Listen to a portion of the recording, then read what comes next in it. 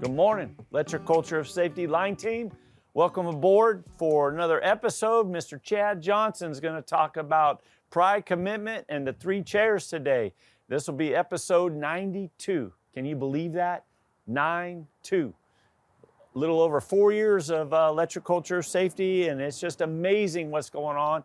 And Mr. Chad is our special guest today. He's an amazing person as well. So I'm excited. I've known Chad for, I don't know, about 9 years or so.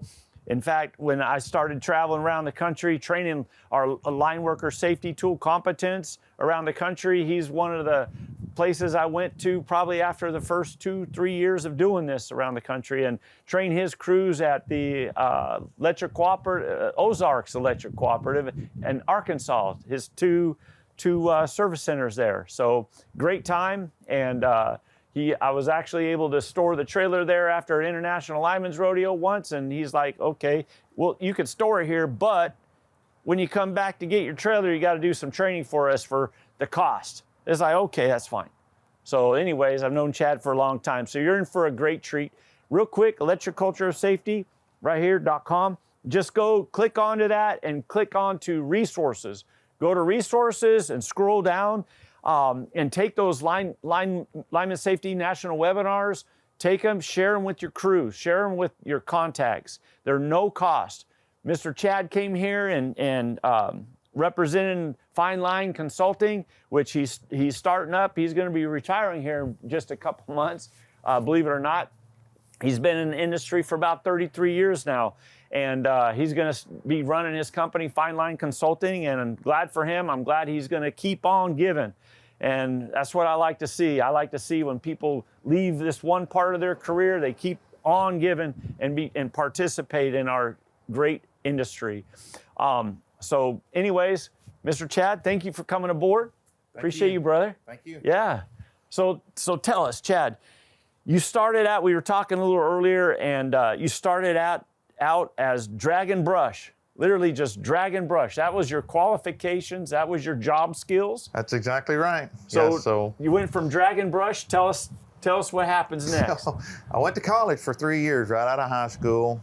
Didn't want to do that. Just went to it for just kind of going through the motions. And then I met this beautiful girl there and decided we wanted to get married. And to get married, I need to get a job pretty quickly. And so I had an opportunity to get on at the co-op. And that entry-level job was working on a brush crew. And so literally went there, had no idea about power lines, how it worked, right of way, none of that. I didn't know any of it. I mowed around the pole in my yard every week or so. I never looked up. But then I got on at the co-op, started learning about the trade, spent about 2 years on a brush crew. And we didn't have a lot of turnover. And I moved into construction and went through the whole apprenticeship, and spent the next 23 years doing construction, maintenance, substation, transmission, distribution work. And then in 2018, I came into the manager of safety role. And at that point, went and did some education. I got a bachelor's degree in psychology and a master's degree in organizational leadership. And God's blessed me with opportunity to connect and speak. And so hopefully we can use some of that experience to help change lives and make a difference. Yeah. I would encourage you all to, when you go to resources, go to ECOS Live Wire Stories and check out did a little interview with Chad summertime? This 2025? Yeah. Yeah. And I would encourage you to listen to all his words, his advice, his wisdom, and that. It was wonderful, and that's another topic on its own. But Chad's here today, and I think you're going to be speaking with the Electric Cooperatives of South Carolina as well? Yes, yeah. That's right, a foreman's conference. Yeah, and then you got TV PPA coming up. Yeah, so lots you're of different out there. things. Yes, sir. Yeah, so we welcome Chad, and you're going to be blessed just listening to him and what he's got to share with you all today. And thank you for coming aboard. And Chad, thank you for coming too, brother. You, Brent. Okay, thank you. All right, thank all of y'all. I've been in the electrical lineman industry for over 32 years, going on 33 years now. And so in that time, I've interacted with linemen from all over the country, different things on ice storms, tornadoes, going to statewide conferences, and whatever you want to think. I've interacted with so many people, and I get to interact with them when I go and speak. at different places. And so one of the things, there's some common threads among linemen that I've seen. We are some of the most driven, competitive, hardworking, adaptive, creative, industrious people you'll ever meet. But unfortunately, those are some of the same things, the same traits that end up killing us. One thing is I know that as linemen, we're really into our job. We love to serve people. We love to be out there in the weather. We love to be doing the different things that bring lights back to people. We get all excited about that. We love the brotherhood and the camaraderie in that. But there's one trait that I see as I go around and I interact with people. And I can speak of it because I deal with it every day, just like I did when I worked out on the line. My biggest stumbling block in sticking to safe work practices, my biggest enemy in being self-disciplined, my biggest hindrance to sound decision making, my biggest roadblock to making sound decisions is pride. Pride. C.S. Lewis says there's one vice of which no man in the world is free, which everyone in the world loathes when he sees it in someone else, and in which hardly any people ever imagine that they are guilty themselves, and it's pride. Now, I'm not talking about the kind of pride that says, I'm really proud of the company where I work at. I got this great young man that I know, and I've coached him on the baseball team and different things, and I want to bring him alongside me. I want him to have a good career, a good fulfilling career, and so I'm proud of where I work, and so I want him to come work with me. With me there. I'm not talking about that kind of pride. That's known as authentic pride. I'm talking about the kind of pride that causes us to never be content with our actions.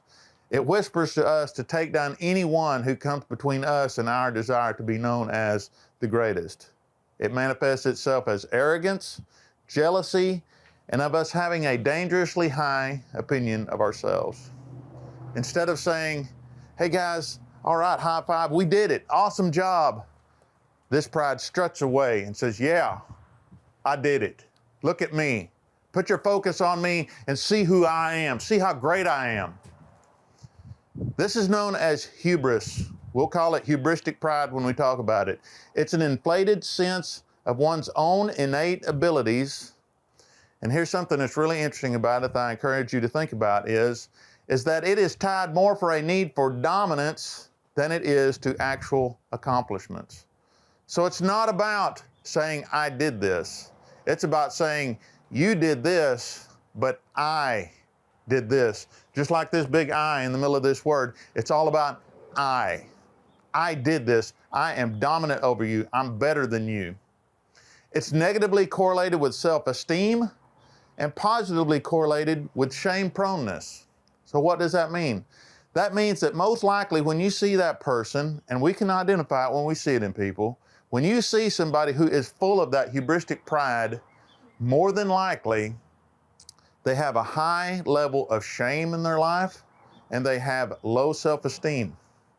So when you take that and you put that into a trade like line work, it's frightening because that means that people like Chad who are dealing with shame issues from their past, they have low self-esteem. That means we're getting our worth, we're getting our significance through the jobs that we do.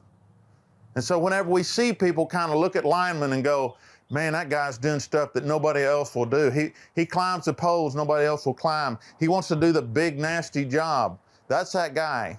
All of a sudden, I began to attach my significance to this level of performance that I had in my life.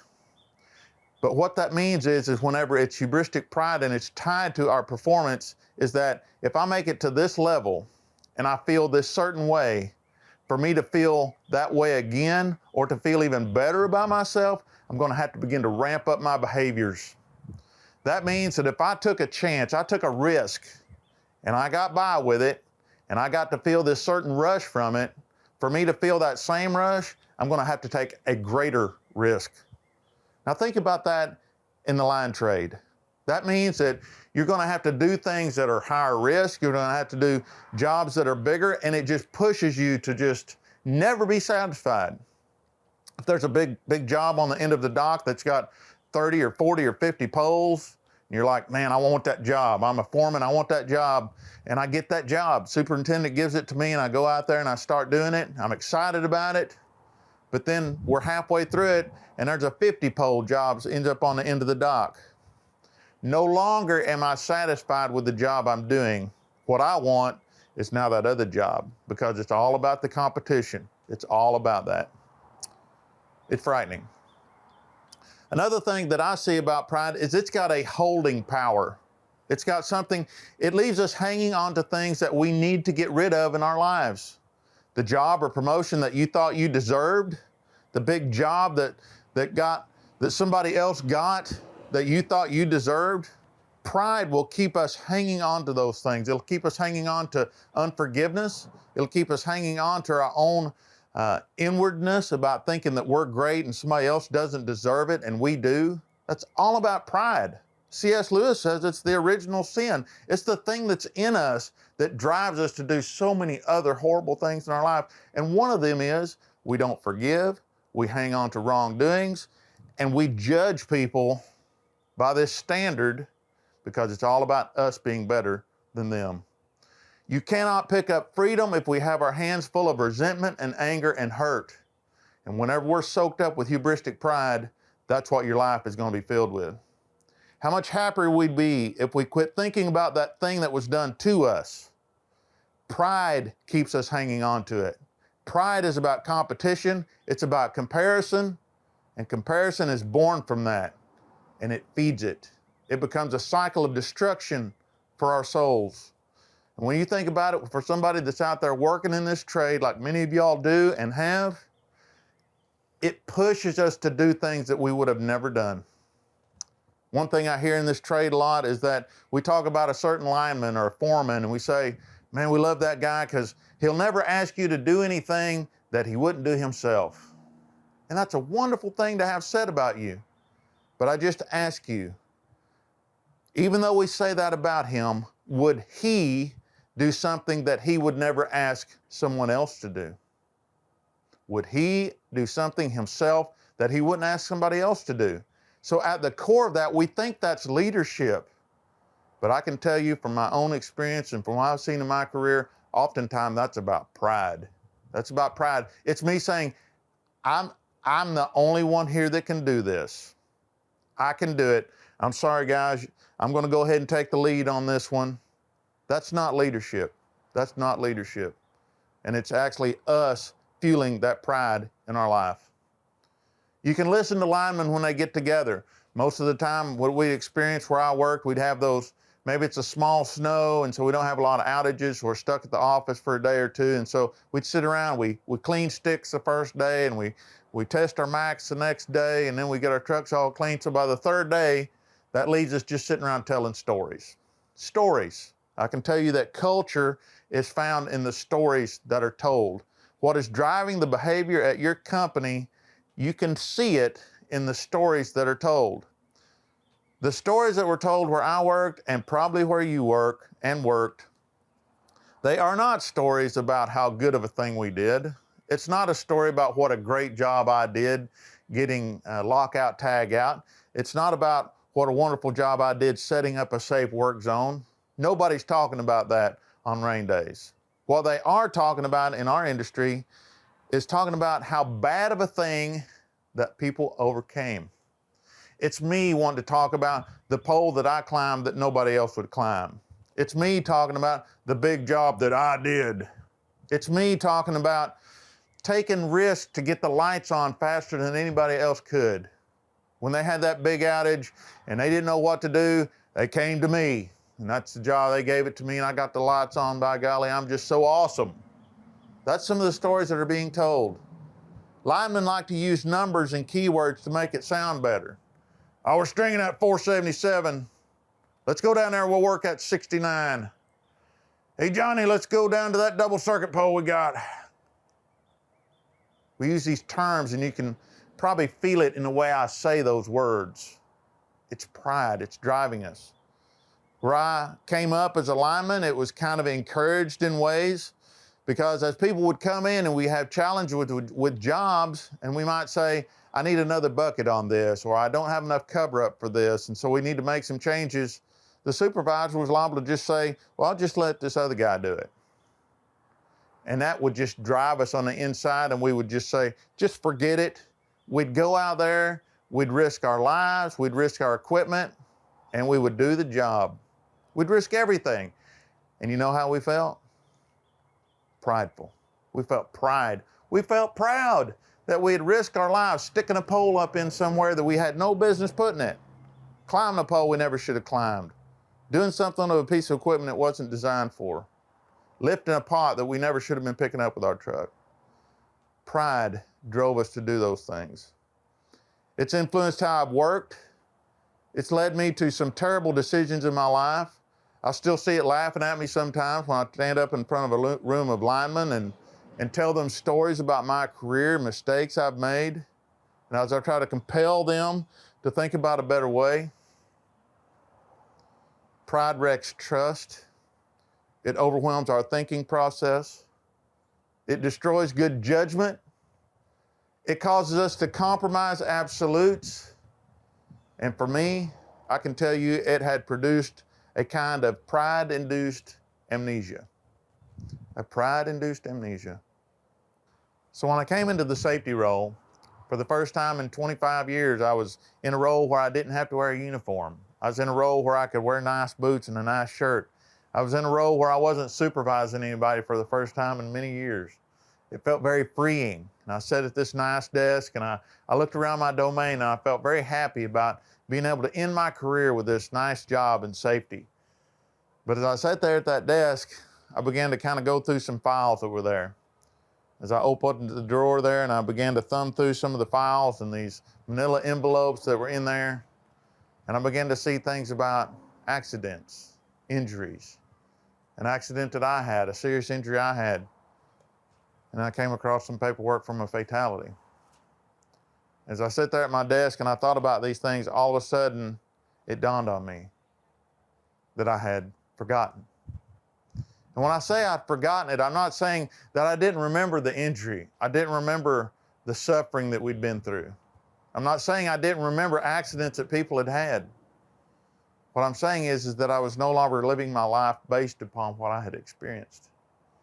I was no longer living each day in the memory of those past things. It's like, remember Pearl Harbor, remember 9/11. It's a call to live your life based on what you've experienced. But that morning I knew that I had forgotten. I'd forgotten what it was like on October 17, 2007, to be working on a substation project. We were adding on to an energized sub, making a poor decision and getting into 7,200 inside that substation.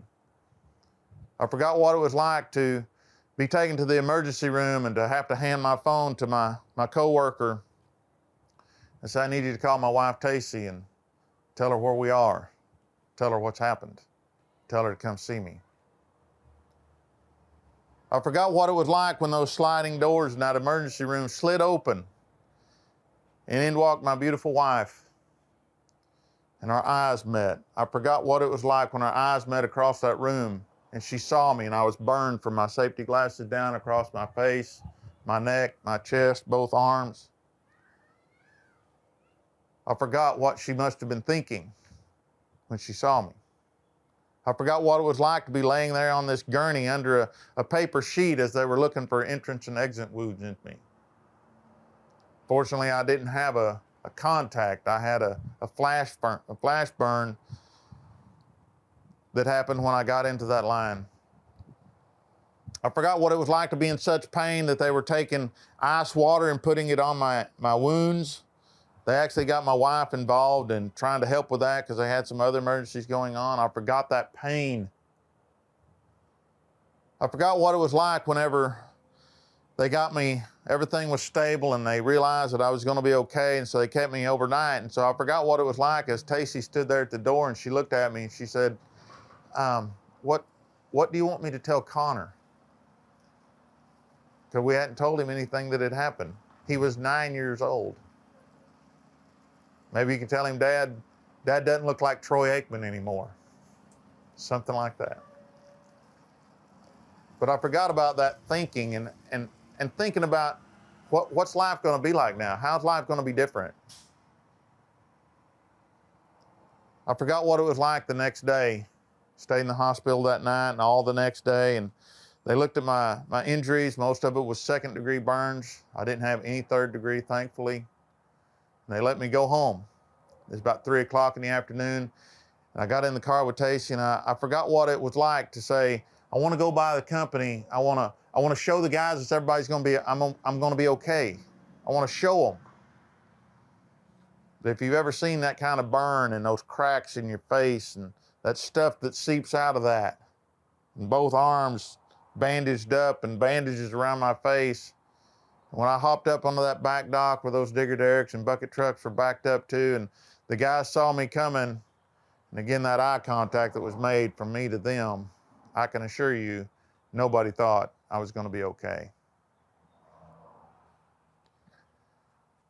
I forgot what it was like to go to the hospital and sit in a tub of water and do the debriding stuff. Y'all have heard all the horror stories about that.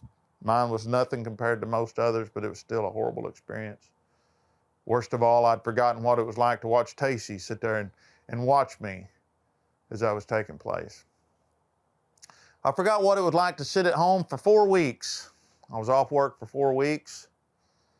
Remember, I'm a man that's driven by pride. And I'm knowing while I'm sitting in that chair at home, a competitive, driven man, that the people at work are asking questions about what I did and saying, what was he thinking? I'd forgotten about how that ground on my soul, how much it hurt me to sit there and know that my pride, my reputation was destroyed because of one decision I'd made. I forgot what it was like to sit there and wonder what my punishment was going to be. Was I still going to have a job? I forgot what it was like to wonder how we were going to be provided for.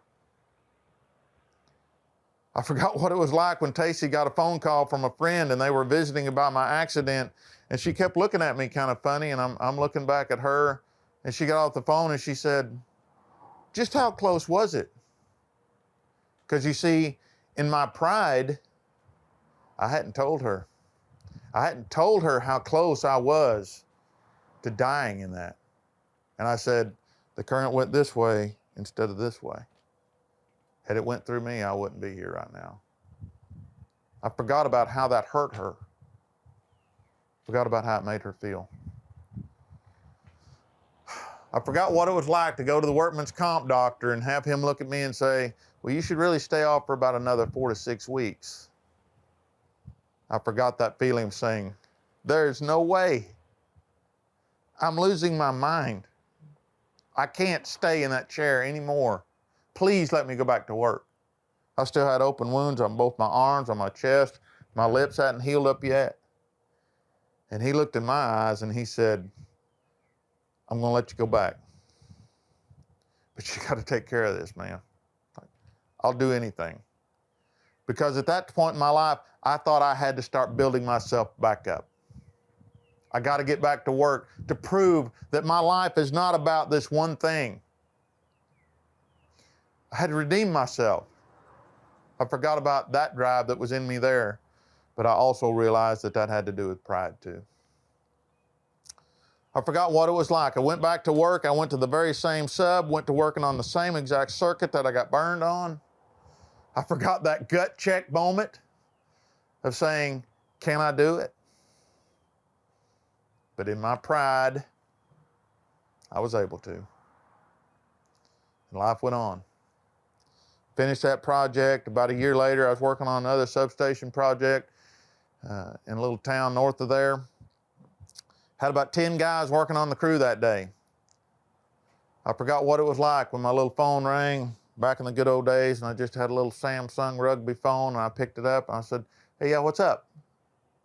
And the guy on the other end said, hey, just want to let you know that so-and-so's had a contact.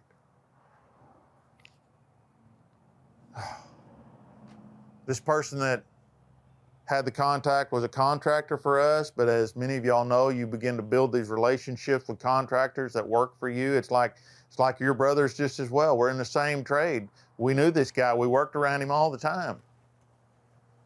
So all I knew to do was to gather everybody around. We prayed. Nobody turned me down. We all prayed that morning. It's like, okay, let's get back at it. We didn't know the severity of it. And then I'd forgotten what it was like when the phone rang again and told me that he didn't make it. And I forgot that moment where I stood there as the supervisor, the foreman on the job, and looking at my crew and going, it's my job to tell them. I forgot what it was like to say, y'all come on in,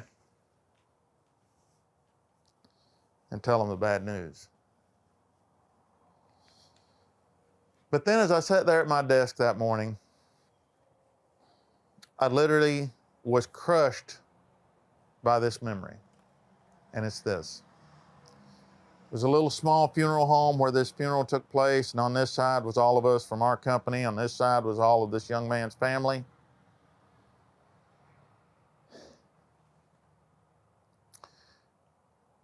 It's an open casket funeral. As they began to lead that young man's family out, they took them by the casket.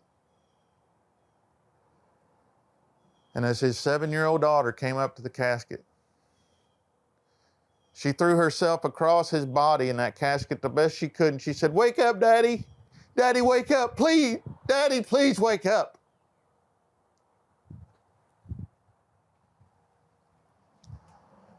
I forgot what it was like to be sitting on that side of that room, and all of us big, tough linemen, all of a sudden we're all just a bunch of little boys scampering to try to get out of that room. We couldn't bear to watch it. I turned away from it. I couldn't stand to watch it anymore.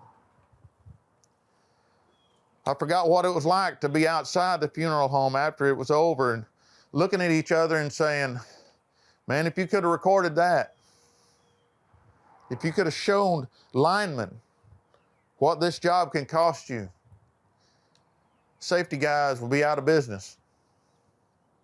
Because guys would see that and they would remember and they would make the right decisions and they would do the right things and they would always get disconnects and they would always test the line. If they could see that. And I really believed it, as did the other guys there. And life went on. I sat there with my face in my hands, recalling what I had forgotten. But after that, life went on. About another year later, April 15th, 2010, it was a beautiful Arkansas spring day. I'd taken off work,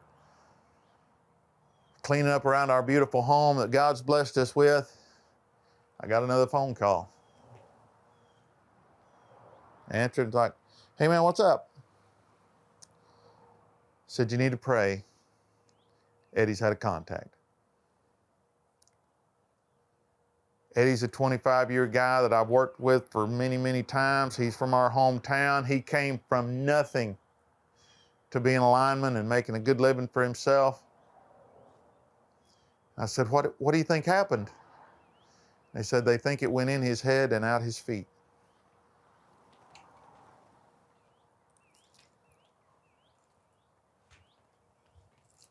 I'll be right there. So I threw on a uniform. I came into the office, and as many of y'all probably do, we have what we call a lineman's lounge.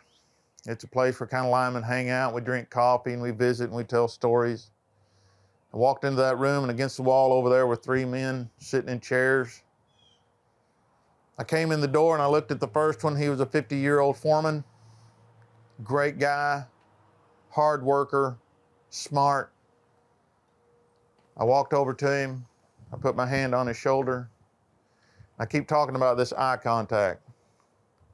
He looked up from that chair and he looked up at me and he said, "Chad, I'll never get that taste out of my mouth." Because he'd been doing CPR on Eddie's burned and bloody face. I looked at the lineman next to him, who's a kid that I grew up with working there. His first day worked on the crew with me. And he sat there and he had this look of defeat on his face because he wasn't able to help with CPR because what he saw actually made him sick.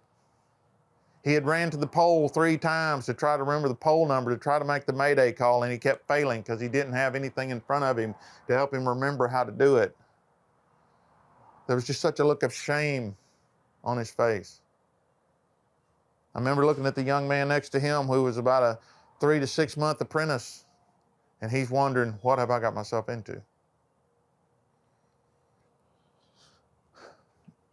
I forgot what it was like the days that Eddie was on life support down in Little Rock.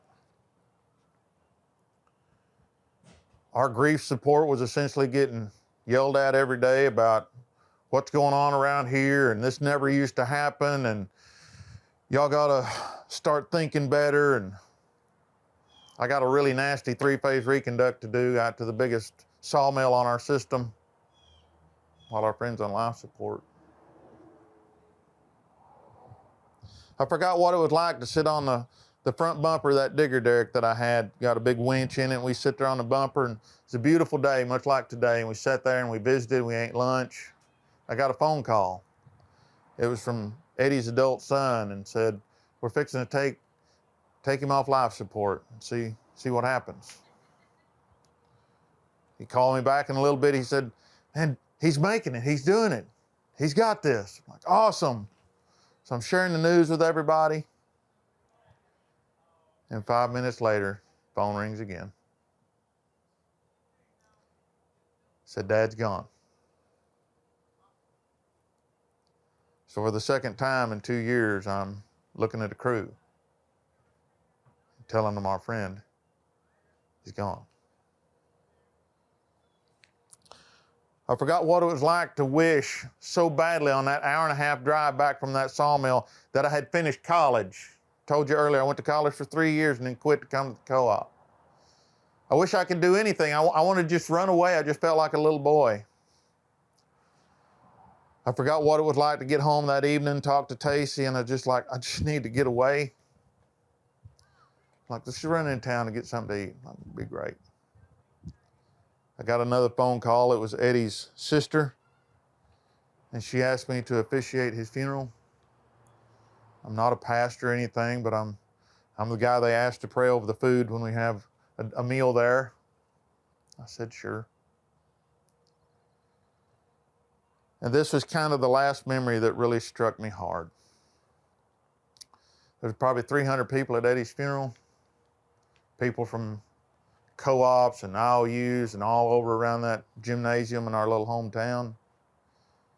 I did the normal thing, and I talked about Eddie and made jokes and how great it was and what a good friend he was.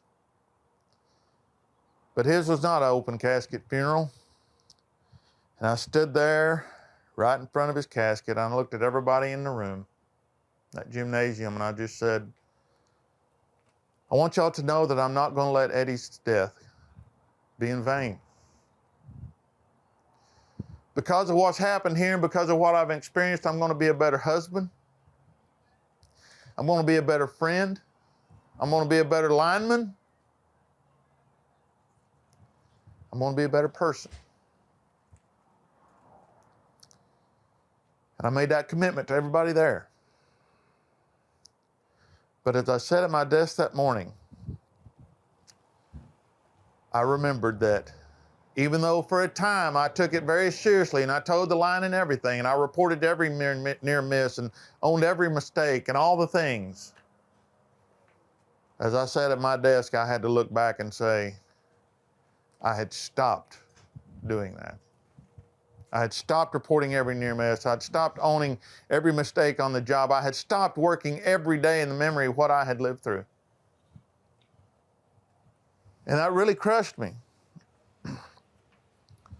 And so as I sat there at my desk and I thought, my goodness, this is me. I'm this statement right here. Because it was not fear of retribution that was keeping me from speaking up. It was pride. Because when the statewide guy would come to the co-op and do a safety meeting and he would say, anybody got any near misses to report? I got one. Yeah, go ahead, Chad. It was string and wire out on Highway 16 and this and this and this happened. All right, thank you. 2 months later, anybody got a near misses to report? I got one. We were changing a pot. using a set of blocks and this happened. Just want to let everybody know. Thank you. But after a couple of years of that, and what seeming like nobody else was ever reporting anything. Statewide guy. Anybody got any near misses to report?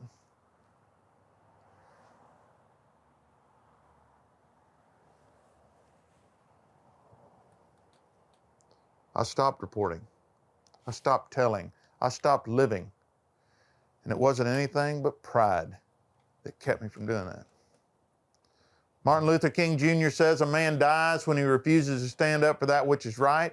A man dies when he refuses to stand up for justice. A man dies when he refuses to take a stand for that which is true. I was dying every day because my pride had become stronger than my resolve. And at that point, I had to ask myself, now what? Now what? If I had forgotten the things I had been through, an injury myself, 2 fatalities, a little girl begging her daddy to wake up. Now I'm the safety person here. If I've forgotten and I've been through this, how am I supposed to help lead other people to safe work? And so as I sat there and I basically prayed, I remember a little old lady in class I was teaching one day, and she said, the wall I ran into is actually a mirror. The wall I ran into is actually a mirror. So that kind of calmed my panic for a second. It means that what I had happen to me that morning in my office was simply me hitting a wall, and it wanted me to look at myself and say, how can we do better? And I thought about it, and I thought about a book that I had read and taught through called Experiencing Spiritual Breakthroughs by a man named Bruce Wilkinson. And in that book, he talks about something called the principle of the 3 chairs. And what he does when he gives this presentation, I've seen it in live, it's awesome, it's a great book. He puts 3 chairs on the podium up there. The first one, he writes the word commitment. The second, he writes the word compromise. And the third, he writes the word conflict. And what he does is he draws portraits. And he's speaking about the spiritual Christian life. And he asks the question, I'm going to show you a portrait of a man or a woman who's living a life where we can say they are committed to the Lord. This is what we see. We can see it manifested in their life. And then he points to the second chair and he says, this is what a person looks like who's in the second chair of compromise. And then he says, finally, in the third chair is that person living a life of conflict where they're going against the very principles that they say they believe in. And so I thought to myself, if he can do that with spirituality and Christianity, maybe I can take it and do something to speak about line work and the line trade that we're in. So as I began to do that, I started thinking about what is a portrait of a lineman who's truly committed to safety. What will I see in his life? What will I see manifested? What will his truck look like? What will his equipment look like? What will his job site look like? I began to draw that. The same with compromise and the same with conflict. And so as I ask you, I'm fixing to show you a chart that I put together about that. I don't want you to think about anybody else. I don't want you to think about your foreman. I don't want you to think about your supervisor. I don't want you to think about your CEO. I want you to think about yourself and ask yourself as we go through these portraits, which chair am I in? Which chair am I in? So as we go through these, I hope you can see this. If you are a person I believe is living in the first chair of commitment when it comes to safety in their work, when it comes to the rules, that's going to be a lifestyle for you. That's going to be what you do every day. It's going to be a non-negotiable for you. You're always going to do the right things when it comes to the rule. You're going to live your life between known safe standards. A guy named Joe Stoll said one time, the best leaders are non-negotiated followers. The best leaders have a standard and they live their life based on it. It's their lifestyle. That person in compromise in that second chair, he looks at the rules and says, this is something I have to do. I have to put out the cones. I have to use the stiff leg pads. I have to do lockout, tag out. It's not his lifestyle. It's something he's doing because somebody's making him do it. And if he gets caught doing it, it'll be a problem. That person in the third chair of conflict, he looks at the rules and says, this is stupid. I know we've all heard that word 1,000 times on our job sites. This is stupid. When it comes to the responsibilities, the person in the first chair of commitment says, he's sold out to keeping others safe. He says, that's my number one responsibility. That person in the second chair of compromise, he's more concerned with wanting people to like him than he is about keeping them safe. Now, he's probably not going to say that, but when it gets right down to it, that's what he's more concerned about. People that are watching us, I'm assuming none of y'all are probably in this chair right here, so I'm going to focus on these two. That person in that first chair, he sees safety in his job as an opportunity. It's an opportunity for him. This job is all about relationships. It's all about having influence with other people. And I can think of no better way to have influence on somebody's life and to essentially purchase influence in their life by caring about them and their safety. By telling them when they're doing something that's not right or that could go wrong, investing in them. And by doing that and saying, hey man, you need to change what you're doing because of this and this and this, it'll help you be safe. Well, guess what? Whenever that young man looks at his life and he's got an issue, that's probably the person he's going to go to. This person cares about me. They love me. They held me accountable. They want me to be safe in my job. It's an opportunity to grow those relationships and that influence. If you want to make a difference, there's no better way than through safety and taking care of people. That person in the second chair of compromise, safety is just an obligation. It's much like this one. It's something he has to do. He looks up, he sees things going wrong, but as long as nothing's happening, whatever. This person keeps safe by continual, almost daily improvement and learning. I don't care how many meter poles you've done, how many three-phase poles you've changed, you can learn something every day. You can learn something from every person there. A quote I love to say is, trying to remember who said it, but he said, every man is my superior in that I may learn of him. Every man is my superior in that I may learn from him. I don't care if you're a 30-year guy, you can learn from that new kid that just started. You can. There's something you can learn from him. That job, you can learn from it. You can get some education. You can do some different things to help you improve. Those foreman's conferences you go to, those safety conferences, take notes, learn, grow. That's a sign of a person who's truly committed to it. That person in the second chair of compromise, he basically keeps safe by doing it the way we've always done it. It's always worked before, nothing ever happened. When it comes to the first chair, success for that person is for him to be better and safer than he was. For the people that he trains to be better and safer than he ever was. Now think about that in the context of pride. It's all competitive. Do I really want people to be better than me?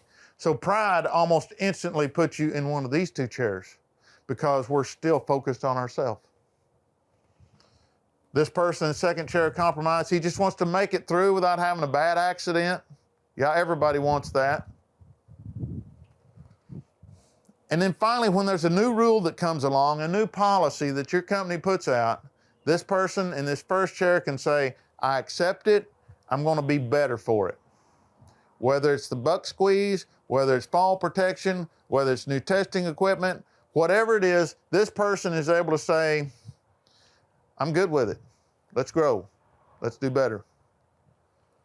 This person in the second chair grumbles about it, and he follows that new rule sometimes.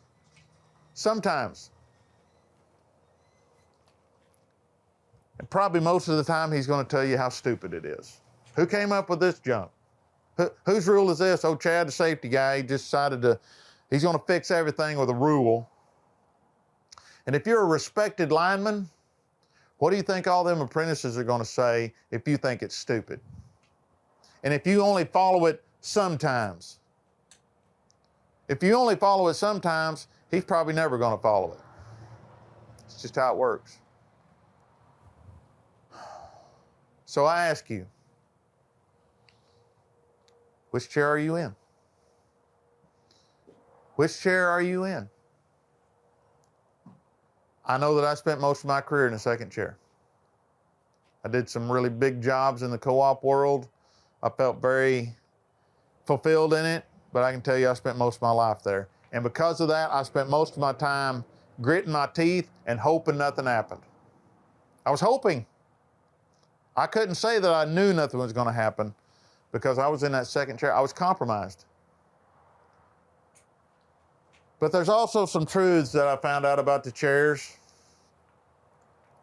Number one, if you're in that first chair, say you really are that guy, that gal, and you are living in that first chair of commitment and you truly are doing all the right things, guess what?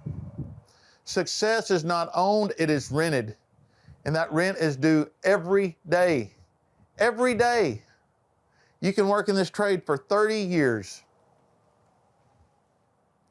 One bad day, one bad call, one mistake. Your life's over. Somebody on your crew's life is over. Success is wonderful. Commitment is great. It is only as strong as you wake up every day and say, I'm going to be that committed to it. One decision is all it takes. Number two, the chairs are generational. They're generational. What's that mean? It means that if I'm in the second chair of compromise, what are the chances that my son, that apprentice under me, is going to go past me and be committed? Probably not at all. I can tell you when it came to my worldview, all I wanted in the world as a 19-year-old man was to be just like my dad. That's all I wanted.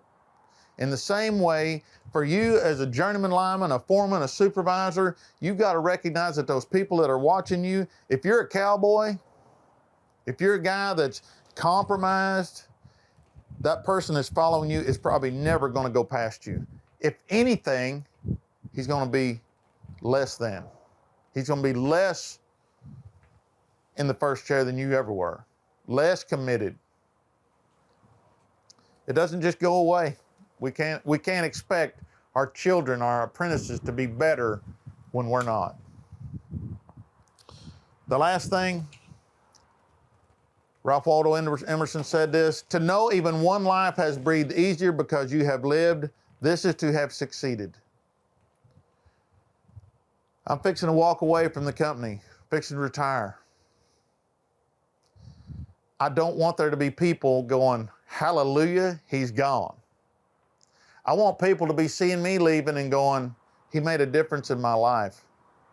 I want people to say, he's a success. And to be a success, it's not about how many poles you set because somebody's going to change every one of them out. It's not about how many miles of wire you strung. Somebody's going to replace it with something bigger. It doesn't matter how many poles you climbed. What matters is whether or not you've been successful. Have you lived a life so that people have been able to breathe easier because you were there?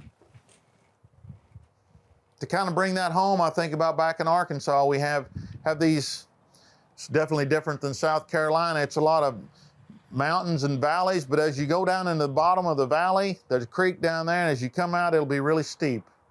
And it'll level off. Be a little plateau that goes around that topography of Arkansas. My dad and most people back there, they call that a bench. It's a bench. You come out of the steep, then you hit the bench. You can follow that bench around. It's typically really flat, and then you hit another steep part. It's very much terraced like that. And so as we go through life, and I was a kid, and we were deer hunting down in that country. My dad knew it like the back of the hand where he grew up. I'd killed a little old buck, little 8-point buck.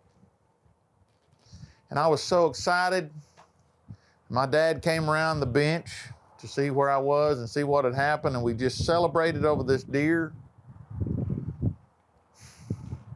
And I can remember just having this happy moment with him. But then it was time to get that deer out of there. We're going to the truck plumb up the top of the hill up there. We didn't have a four-wheeler. We're going to have to drag it out.